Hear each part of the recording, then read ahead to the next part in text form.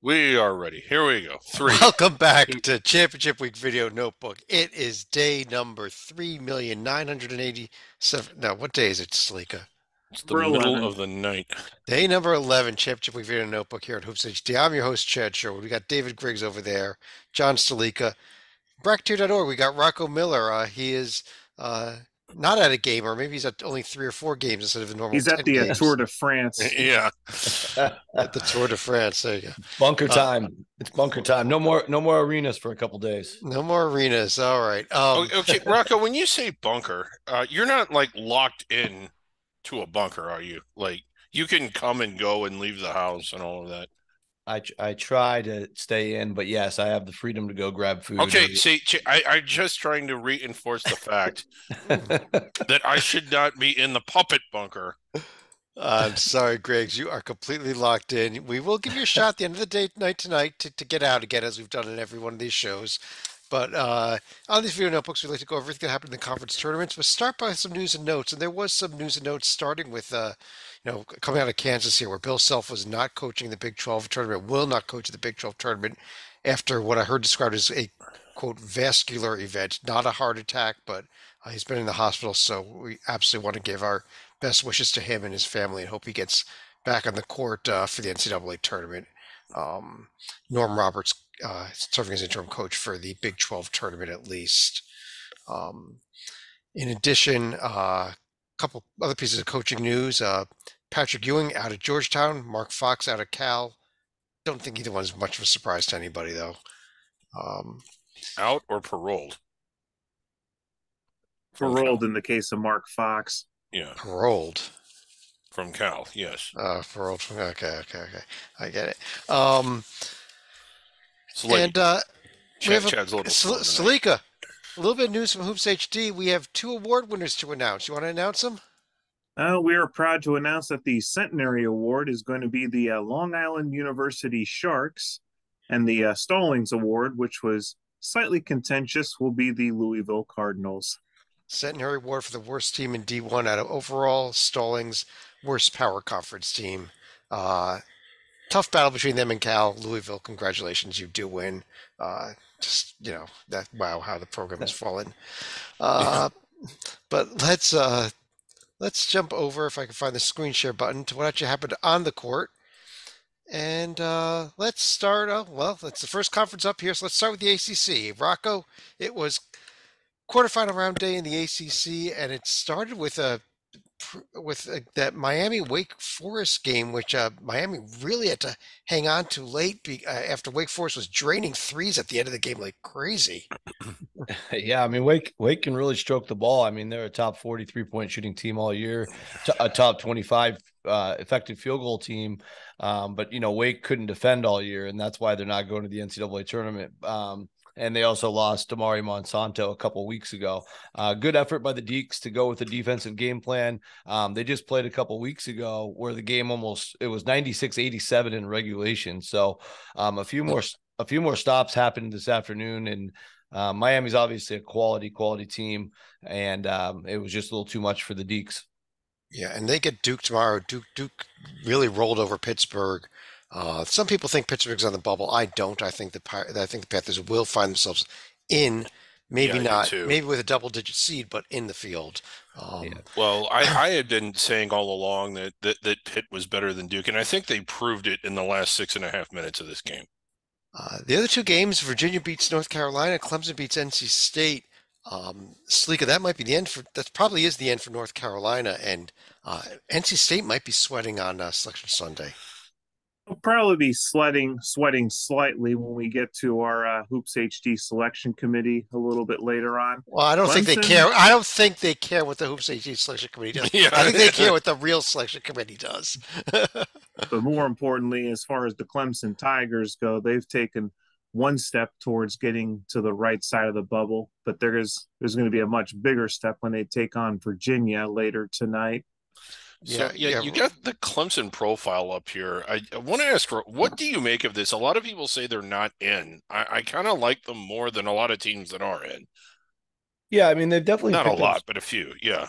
Yeah, they picked up some wins that are impactful, and they've been up and down all year. They also have a cluster of really bad losses, and I think the easy tiebreaker here, without getting too far in the weeds, because you can go really deep in the weeds, is that really ugly 335 non-conference schedule. History tells us it's a lot like Wake Forest last year, even though Wake had a great year and finished near the top of the league. That was something that hung over their head all year, and I think if Clemson even gets close to the discussion, I think that's just going to be something where the committee can't put them in. Right. Yeah, they played this. This is kind of remarkable. They played both Louisville and Cal, so like a major And they impact lost. on the centenary. They right? lost And one they of lost. them. And they Yeah, lost. Yeah, yeah, and they lost to Uh, 269 Loyola Chicago, 233 South Carolina. I mean, that's three losses above 233. yeah. Tomorrow's semifinals here: Miami, Duke, Virginia, Clemson. Miami Duke game could be a really good one, and Clemson absolutely. I think if they want to make the argument, they better beat Virginia tomorrow. Yeah, honestly, they want to make it easy. They win both games here. They take an auto bid. But right. Griggs, what about these two games tomorrow? Who do you see winning them?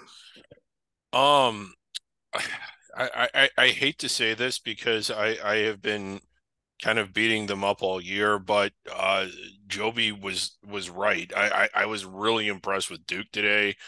I think they look like the best team in the tournament. I mean, granted, we've only seen one game, but of the four teams that are still left, if you ask me who do I think looked the best since the tournament started, it's probably Duke. I think they win tomorrow, and I think the Hoos get by Clemson. Okay. It was also quarterfinal round day in the Big 12, and I think we were expecting a great day of games, and maybe we didn't Hmm. quite get that. Rocco, probably the most interesting one was this Baylor Iowa State game that where Iowa State just suddenly turned it on with about 10 minutes left and went from I think down eight to up eight in a heartbeat almost.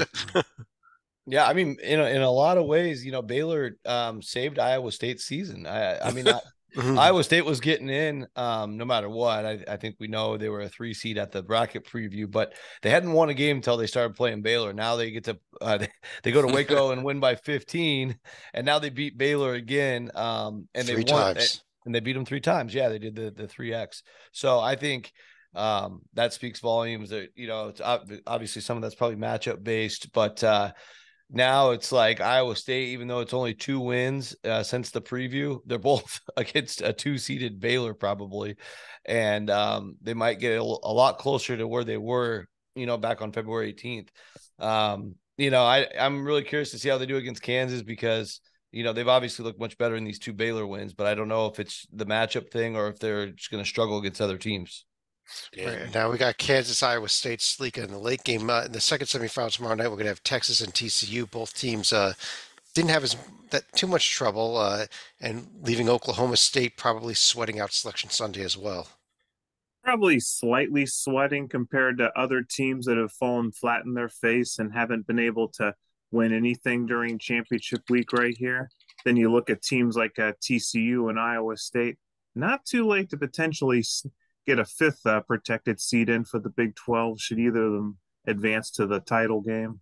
Yeah, Rocco, what are your thoughts on this Oklahoma State profile now? I'm kind of leaning towards in, but I'm not hearing as much love for that as I thought I would. It's really close. I think there's quite a bit to appreciate, and I think the committee is pretty impressed by the Big 12 as a whole. And so even though they lost a plethora of quad 1A games, they didn't really lose too much outside of that. I mean, they only won one game in there, though Iowa State road win. And then you look at the rest of their wins against the field, it's West Virginia, Iowa State, TCU all at home. And then that's it. They have 4 wins against the field out of several opportunities. Like if you win 25% of your opportunities, that's the argument. Plus, they added some out of bounds losses with this home SIU loss. Neutral Virginia Tech is not aging well, and neutral UCF's not a tournament team either. So now you've got 3 non-tournament losses. And they didn't. I mean, Iowa State's playing better. That helps, but they didn't get one of the really big dogs like one of the Kansas schools or Baylor or Texas or Kansas. They got swept by all of them, and I think that's why it's really difficult. I could live with them getting selected. I could also understand why they would not be selected. They're very much on the border, in my opinion. And to follow up on what Rocco said, historical precedent says you have to be 4 games above 500 to get an at-large. With the Big 12 being what it is this year, I could see the case being made for a team only being 3 games above 500 overall. Uh, Griggs, Kansas, Iowa State, Texas, TCU. You want to give us a prediction here? Um, I'll take the second part first, Chad, and go with Texas. The other game, it's kind of hard to say. I don't know what to make of Iowa State. The two split during the year. There were times where you felt like Iowa State was really going to show up and play at a high level, and they didn't. And there were others, especially when they went through that stretch of losing 8 out of 11, to where they just didn't even look that good. I mean, I don't want to go so far to say that they didn't look like a tournament team, but they sure as hell didn't look like a protected seed. But then they would, then they go and they beat Baylor in back-to-back games. Neither one of them at home. One was road, one was neutral. That's probably better than anything Texas has done in a singular game. Texas didn't win at Baylor, I don't think. So I might actually go with the Cyclones here. I'm sorry. I'm making a note to myself that if I want to get to bed tonight, not to ask you for another prediction on this show. Yeah. All right. But let's move on. And then going back to the opening round game, how about that Bedlam game in the opening? Let's move on here. And Salika, it was quarterfinal round day in the Big East Conference where we had some pretty good games, especially this Marquette St. John's game and your Xavier DePaul game. Yeah, it was the two top teams that ended up having the toughest struggles right here. In fact, I think both Marquette and Xavier trailed by double digits at halftime before making the second half comeback, or in the case of Marquette, needing overtime just to get by the Johnnies. Not a complete surprise when you look at how the regular season fared. Connecticut looked like they were just going to do a complete ass kicking for Providence, and then just did a complete 180 at about the 8-minute mark in the second half, where a 26-point lead suddenly whittled down to 5 points. But at that point, Providence ran out of gas in the Lincoln Tunnel, and UConn survives to move on. Yeah, it was kind of almost a mirror image of the in the afternoon. We had a close game, and with the underdog with a real shot to win it. St. John's, in fact, missed a buzzer beater at the end of overtime. And then the Xavier DePaul game, DePaul really had a chance to win it. And in the second game, in both the afternoon and the evening sessions, it was a big lead that almost fell apart. But both UConn and Creighton did hold on. Rocco, that sets up Marquette, UConn, and Xavier Creighton tomorrow in the semifinals. Thoughts on these games? Yeah, very, very good games. I think Marquette, Connecticut, just to start off, is fascinating because Marquette, ran away with the league title, 2 games clear in the regular season. Connecticut obviously had a tale of maybe 3 seasons you could claim, yeah, with their amazing start, and then they hit a total wall for about a month that cost them any chance of winning the Big East regular season.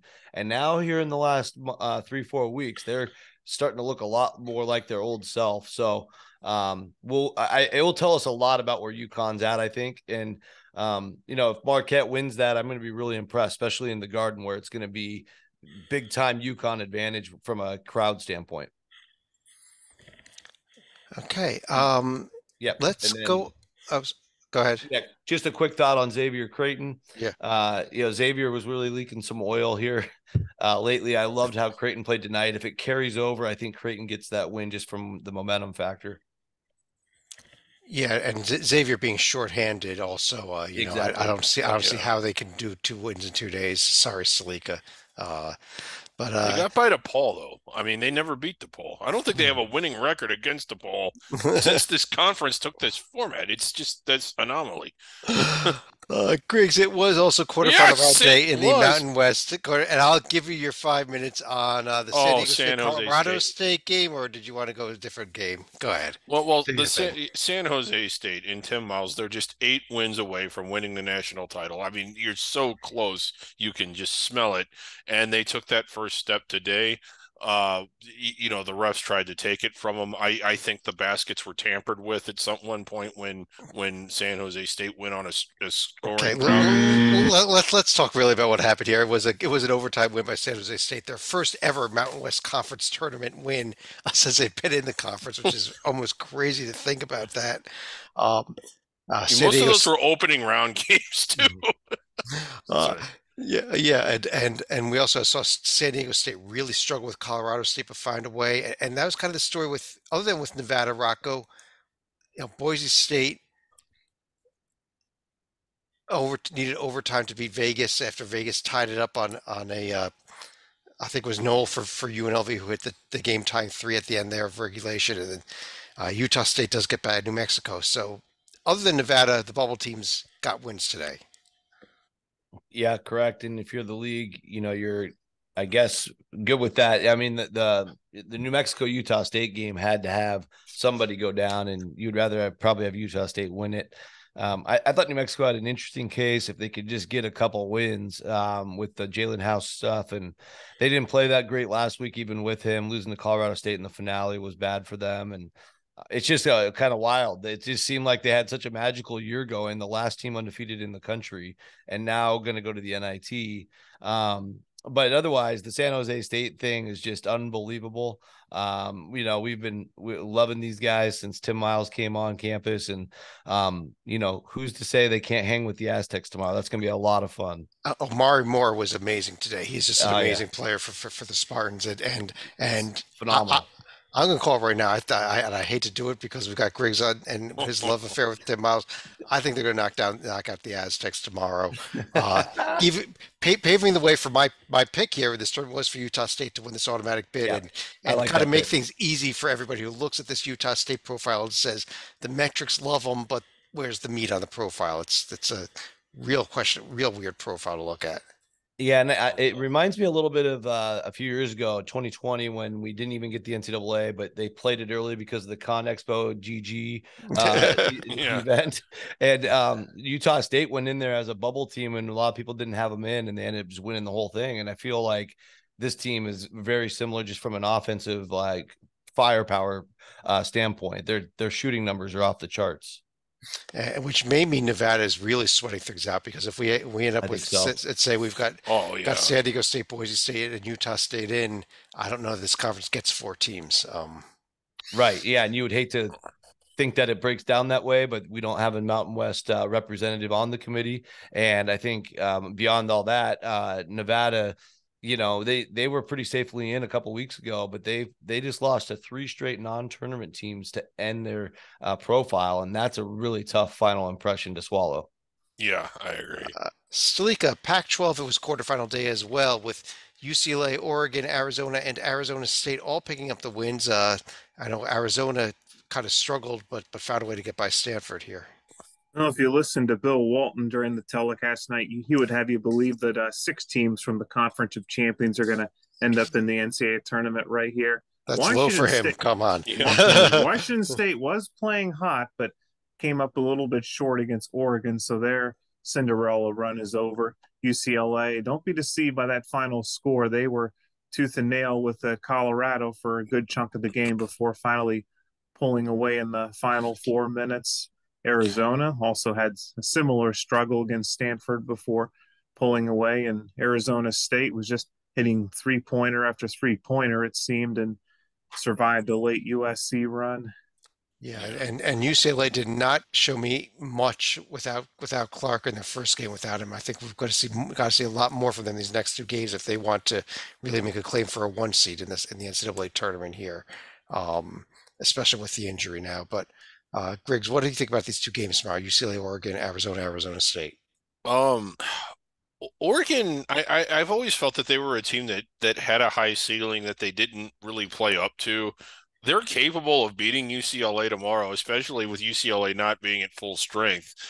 I think it's going to be the Ducks, and I can't imagine this Arizona State game is going to be a lot of fun. Both games, not just the second one, but both during the regular season were really good.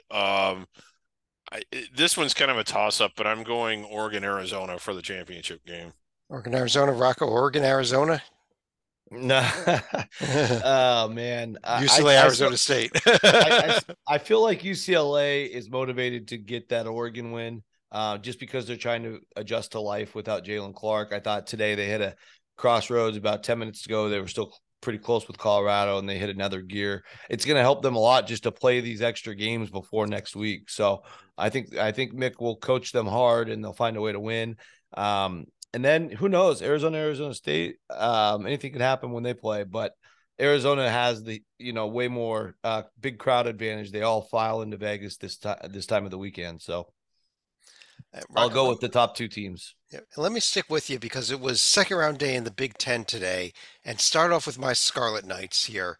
62-50 win over Michigan. I know you are still kind of having them maybe not quite in or barely into the field even with this win today, and I want to kind of get your thoughts on why maybe Rutgers is not in even with this win or may not be in with this win.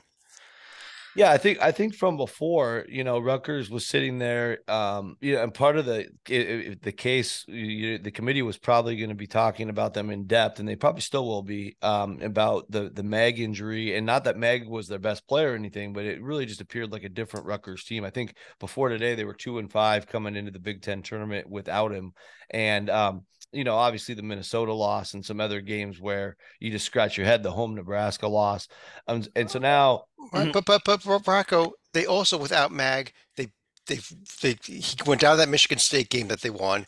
They won at Wisconsin without him, a bubble team that probably isn't going to make it in, and they won at Penn State without him, a bubble team that is going to make it in all likelihood. Uh, and Yeah, and and that loss they have at Ohio State there, the committee absolutely has said they will factor in the fact that the Big Ten came out afterwards and said Rutgers should have won the game. Sure, and they'll factor it in, but they're also not going to pretend like they won it. So they just take it with a grain of salt, right? But I think the 4 quad 3 losses stand out, as well. It's really close. I think today might have been enough to push them. I would push them above Nevada for sure right now. I think they're right there with like Oklahoma State and maybe even North Carolina State as teams that I think are really, really tough to make decisions on. But Rutgers plays like this again tomorrow, or even if they just have a good showing against Purdue, it's probably going to be enough to convince me. I also didn't like the fact before today that they were sitting there at I think 1 or 2 games under 500 if you take away quad 4. They also have a metric in the resume that was in the 60s, and that's a kind of a bad sign too. But it's super close, Chad. Okay. They got Purdue tomorrow, as you said. They've already beat Purdue. They won at Purdue this year, so who knows? Salika, Ohio State, huge upset win over Iowa, and they march on, trying to have a little redemption here late in the season, onto Michigan State after an upset win. Felt like another game where Ohio State got off to a sizable lead, and they've had a recent history of some decent performances in the Big Ten conference tournament right here. Still, they're going to be at a disadvantage going up against Michigan State later on today when the Buckeyes are going to be playing their third game in a 48-hour span.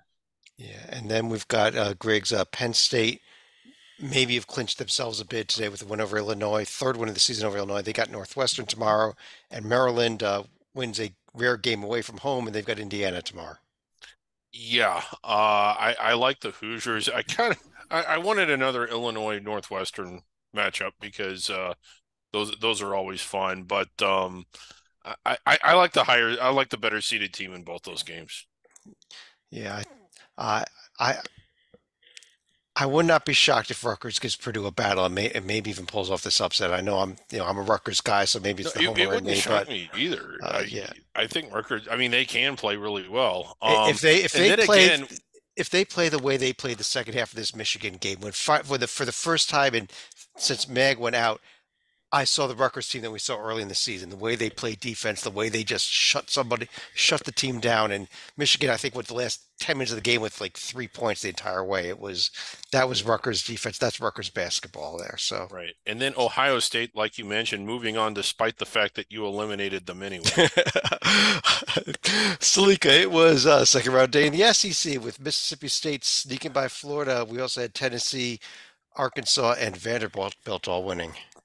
It was a big day for both Arkansas and Mississippi State, especially the Bulldogs, who could potentially have been like right on the cut line had they lost to a shorthanded Florida team right here.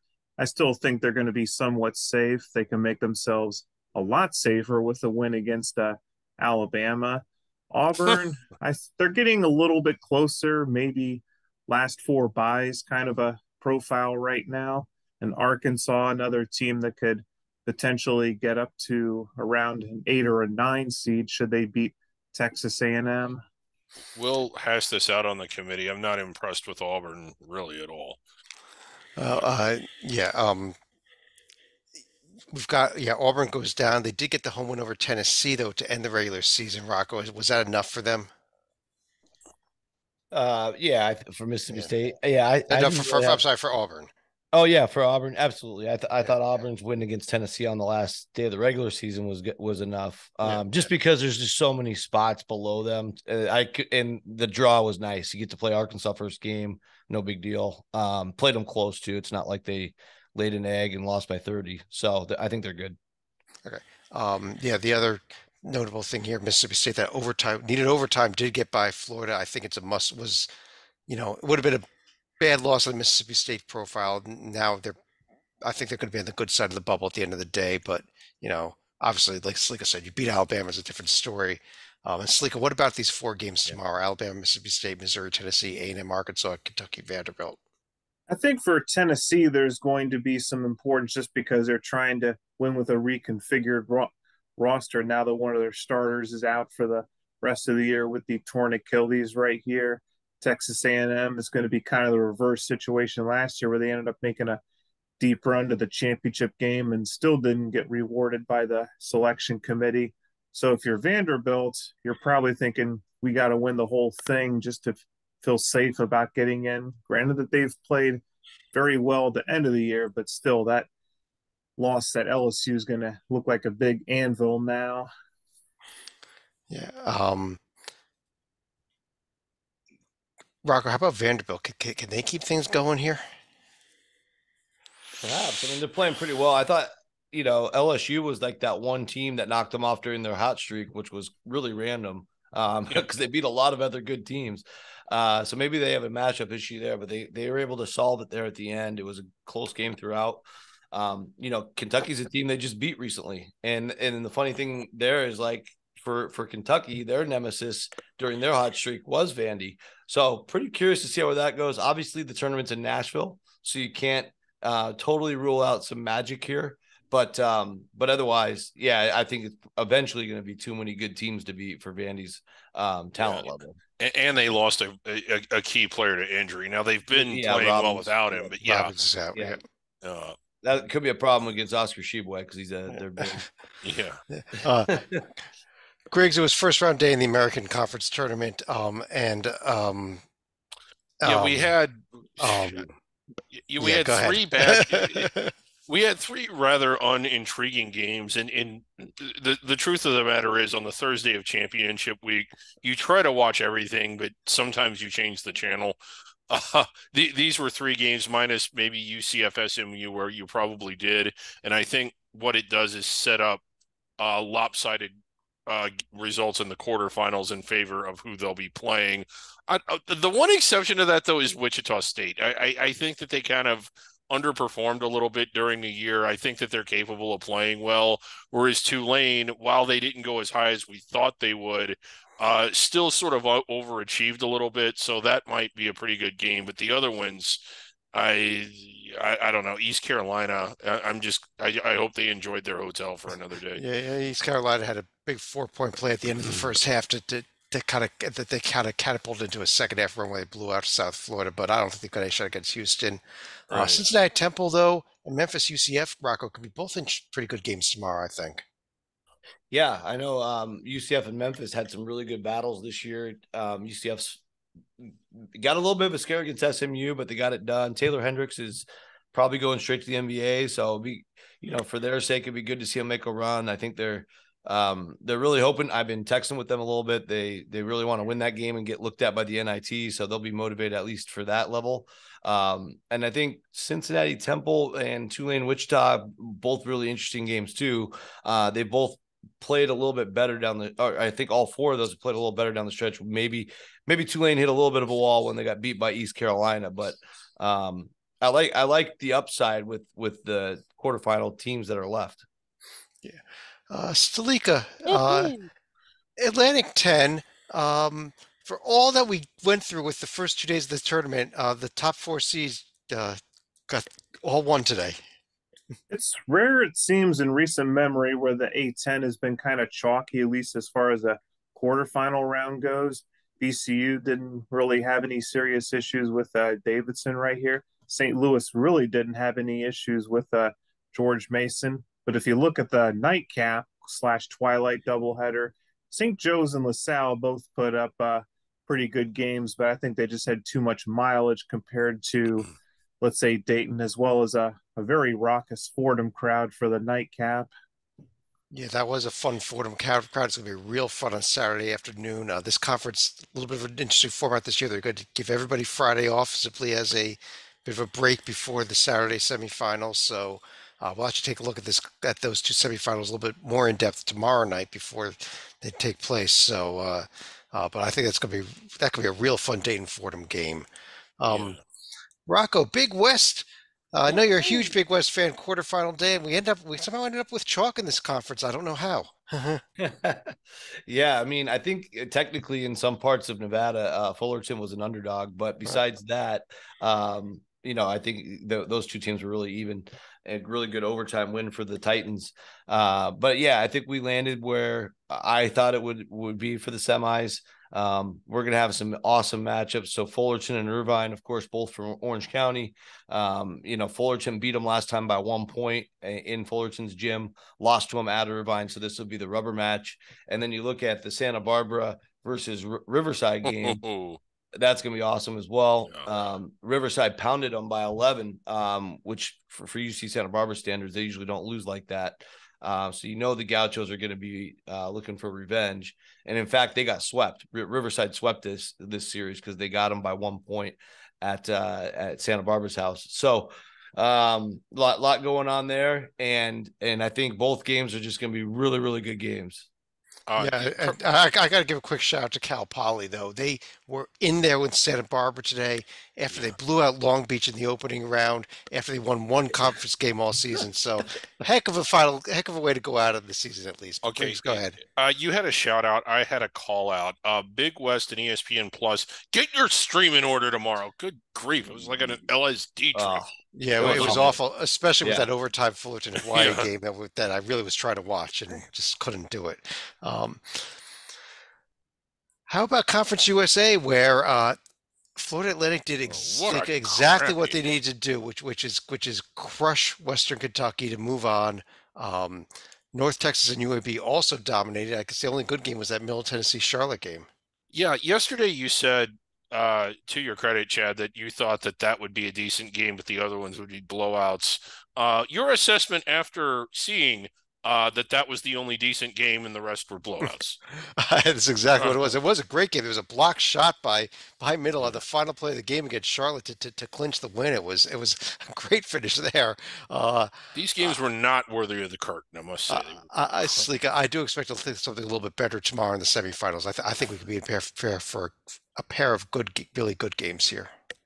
We're probably projecting Florida Atlantic to be in the field right now. You don't want to leave any doubt against a matchup like a Middle Tennessee, where a loss by the Owls would give them 2 out of 3 against the Blue Raiders right here. However, I do not see that happening. North Texas UAB should also be a very fascinating matchup to watch. John, we put Middle Tennessee in Florida Atlantic in our field. Griggs, again, who we put in doesn't matter. It's who the real committee puts in. No, but they're watching. We will get to what our committee did here in a minute. It was also the final 2 quarterfinals in the Metro Atlantic, and Rocco, how about this? We have a 10 seed taking on an 11 seed in the Metro Atlantic semifinals. The second year in a row that an 11 seed has made it to the semifinals of this conference tournament. Amazingly, Quinnipiac did it last year, losing to St. Peter's there, but St. Peter's was a 2 seed, not the 10 that time. Man, throw the records out the window when you go to Atlantic City, Chad, because these teams just show up in unpredictable ways. St. Peter's, much different team this year under Bashir Mason, who we loved at Wagner. I thought that was a great hire, but they've really had their struggles throughout the year. They went 7-13 in league play and came out and pounded Fairfield and beat the 2 seed Rider pretty convincingly as well. Not the exact same formula as last year, but the Peacock magic is already back. And then Marist, again, John Dunn's been a great X's and O's guy for a lot of years. And they just looked like they didn't have the talent this year. Come out and knock the crap out of Quinnipiac today. That game wasn't even that close. I'm very impressed and surprised by that result. Yeah, John Dunn had been the head coach at St. Peter's before he took the Marist job, but that's when Sheen Holloway came in there. So it's a little Gotta look smart. Now he gets St. Peter's. Niagara gets the other win there. And Griggs, how about Iona Niagara tomorrow? I like Iona. I think Iona, just like I said last year, walks into the championship and into the NCAA tournament. Mid-American Conference, Stalika, you are our MAC guy here, and we're pretty Wagon much wheel! we're almost getting exactly what we wanted. Yes, it's Ohio instead of Ball State, but that was the 4-5 game. But 4 blowouts today also, though. One mild surprise was seeing Ohio pulling off the blowout against Ball State right here. The Cardinals had a much improved season. Unfortunately, it did not carry over into the Cleveland tournament right here. Kent State, I still would have as my favorite to get revenge, beat Akron in the wagon wheel, and we'll see if Toledo is actually able to survive. And much like Furman, they'll be fighting for their first NCAA tournament appearance since 1980. Wow, yeah, no, I was going to say how impressed I was with Toledo, but honestly, I was impressed with all 4 teams that won today. So, I don't know that you can look at any of these 4 games and say, "Wow, that team is going to be great tomorrow." I think, but we really can be in for a pair of really good games. Oh yeah, it's gonna be. And Griggs, we had our second 2 quarterfinals in the MEAC today as Maryland Eastern Shore took care of Morgan State easily. Norfolk State, not much sweat with Coppin State. Another conference with 4 blowouts at the end of the day in the quarterfinals. Right. And congratulations to Maryland Eastern Shore on the year that they've had and then winning a conference tournament game. I'm sure they've won conference tournament games sometime in the past, but it's been quite some time. So I don't think it goes any further. I think Howard gets it done tomorrow. But a really good season for Eastern Shore. And NC Central Norfolk State, that should be the first really good game we get in this conference tournament here, Rocco. That looks like a fairly even game to me. Oh yeah, I mean all these MEAC teams have been awesome all year compared to what we're used to. The talent is up across the board. I think, yeah, when you look at that matchup, you're going to see NC Central and Norfolk. They always get after each other, whether it's this year or previous years, because they were the top 2 for a number of years. And I think they just played an overtime game back on February 27th. So it's going to probably come down to the wire, even though it's in Norfolk. It was also 2 more quarterfinals in the SWAC today, where Alabama A&M in the late game got by Southern and was up at least that much most of the game. Jackson State Prairie View was a heck of a game where Jackson State had Prairie View had a big lead early. Jackson State came storming back, forced overtime, and then Jackson State looked like they were about to clinch the game and had one of the most spectacular missed dunks that gave Prairie View one last chance to try to tie or win the game at the end of the overtime there. But Prairie View could not get it done. And we end up, Griggs, with Jackson State Grambling in 1 and Alabama A&M Texas Southern in the other semifinal tomorrow. Yeah, we're not going to get to see the Bayou final that we had been hoping for a while, but nothing against anyone else. I just like this Grambling team. They're fun to watch. It's fun to watch how much they've improved in recent years. I think they win tomorrow and win the whole thing. And when was the last time Grambling was in the NCAA tournament? That it's going to be great to see them in it if they can get it done. I don't think they've ever been in the NCAA tournament that I could remember. This would be their first ever bid. They've never been before, so wow. That would be big say if they can get it. Texas Southern, the perennial power. That's your pick, Chad. I warned you all about them, even though they were the 8th seed. Well, I picked them before you did. I picked them in October to win the conference. Stalika, we had quarterfinals in the WAC today with Sam Houston, Grand Canyon, Utah Valley, and in the best game of the day, Southern Utah really got a battle from Utah Tech, but was able to find a way to win it. We were hoping to see at least one transitional team make a bit of a run. Utah Tech looked like they might be that team. Southern Utah ends up surviving, and they'll have a Beehive semifinal against Utah Valley coming up later tonight. Yeah, and what about these semifinals, Rocco? Who do you like in them? Because and are we on track for that Sam Houston Utah Valley Championship? Yeah, I would imagine so. Because I mean, these two teams are just maybe a tier above. I like a lot what Southern Utah's done. Grand Canyon, we know, has some good players, but man, Sam Houston, if you refresh their defense tonight, they're 13th in the nation in adjusted defense. They haven't given up more than 59 points in 8 games. They're just They suffocating shut you shooters. down. Yeah. Oh my God, they're so good. I mean, I've talked to a few coaches about them over throughout the year, and I mean, it's really really tough to run offense against this Sam Houston D, and they generate a lot of steals and turnovers to create separation, early on and throughout the game. So I really like Sam Houston. Utah Valley had a little bit of a sweat early, but they really pulled away late in that game today. They'll get after it with Southern Utah. I just think UVU's got another gear with the combo of Woodbury and Harmon. That's such a great 1-2 punch. You gotta watch out. It is a rivalry game. It is the Beehive. It is the Beehive. Um, Yeah, Southern Utah's already been in the Beehive 2 straight nights. Yeah. yeah. That was it for today's games, and that's it for tomorrow's games as well. As there'll be the same conferences back in action again tomorrow, other than the A10 who's going to have the day off. So let's get to our mock committee. Actually began it's had its first meeting today, and Salika, you wrote it up on the website, but tell us a little bit about what happened in our Hoops HD mock committee.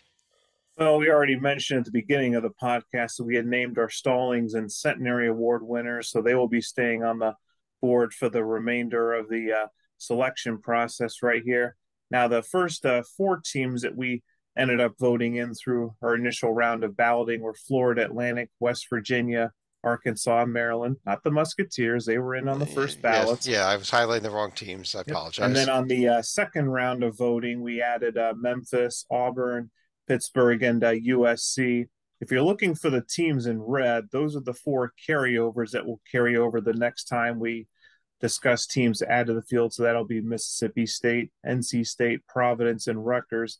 Penn State, as a point of procedure, when we were voting, they were 9th place out of a group of 9 teams, so they get moved back to the under consideration board for the time being. All right, so there it is. We are going to start seeding tomorrow as well. We will keep everyone updated, and we'll have write-ups on the website and everything. But let's get to our survival board, Greg's tool that we do for the NCAA Tournament Selection Committee. Yeah.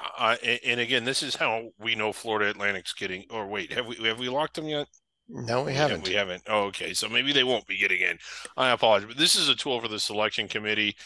They're convening in Indianapolis and they're eating pasta and eating all these catered meals, eating ice cream, watching a few games, but while we're doing all the work here, so they know what to do. And cutting into the day, there were 154 teams left on this board with chances to make the NCAA tournament. As a result of today's action, though,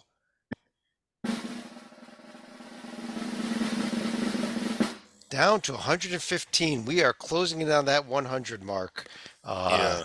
It is really starting to fall apart, come down now. And if we look at here, we have teams categorized in various different ways. Teams in blue, if they're in all bold and all caps, they have clinched an automatic bid, whereas teams that are regular type blue, they're teams that would tell the committee our lock, which means that if the committee debates whether we should take Marquette, Griggs, the answer is yes, they should.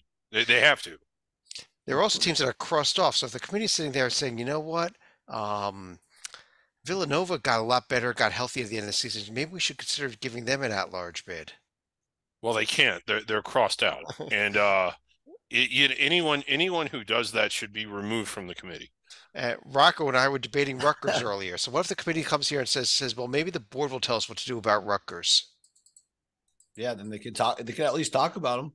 Yeah, because they're agreeing though. They were. That is a team though that Griggs. They have to decide how to do. We can't do all the work for. Yeah, we can't do it all for them. But yeah. Anyway. We may move sometime sometime tomorrow. We're going to move probably a few of these teams that are in green. We may move them into the blue as well. We may give them a little bit of assistance sometime tomorrow. We'll get that later. Yeah.